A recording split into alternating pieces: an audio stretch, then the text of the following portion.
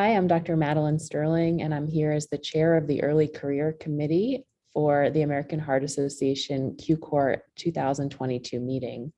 I'm so delighted to be with the winner of the Early Career Abstract Award finalist competition, Dr. Angel Garcia, who presented his abstract, Racial and Ethnic Differences in Bystander Cardiopulmonary Resuscitation for Witnessed Out-of-Hospital Cardiac Arrest.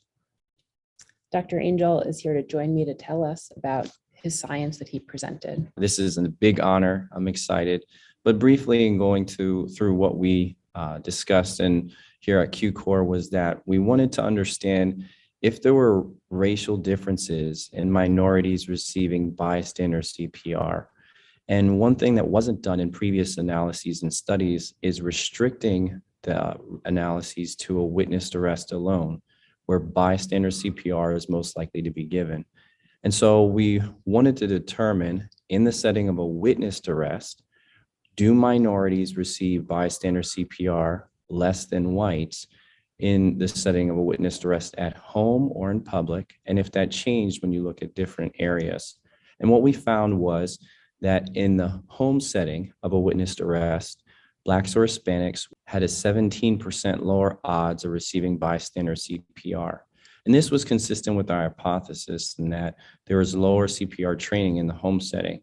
But in the public setting, we had presumed there would be a much greater odds of receiving bystander CPR, and that the difference between Blacks or Hispanics with whites would become more similar.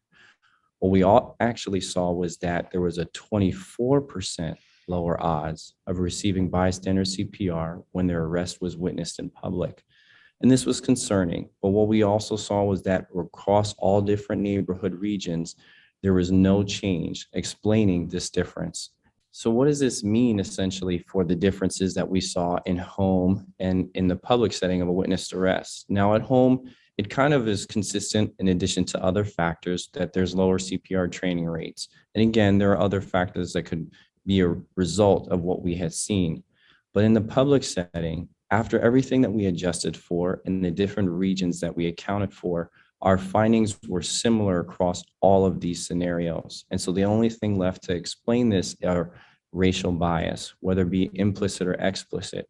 And so I think the next steps are, how do we tackle this best in going forward? And this is kind of the reason I think our work is as prominent as it is more so not so much just the message, but what we can do to help change the message.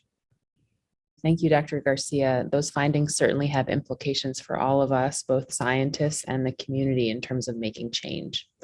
I'd like to, at this time, congratulate all the other finalists who presented fantastic science and really showcased the breadth and depth of QCOR. Dr. Amber Johnson, Noel Pavlovic, Dr. Jessica Golbis, and Dr. Vinay Gudagunta. You can see 3 of these publications now out in Circulation, Cardiovascular Quality and Outcomes in our journal, and we encourage all of you to go take a read. Thank you again.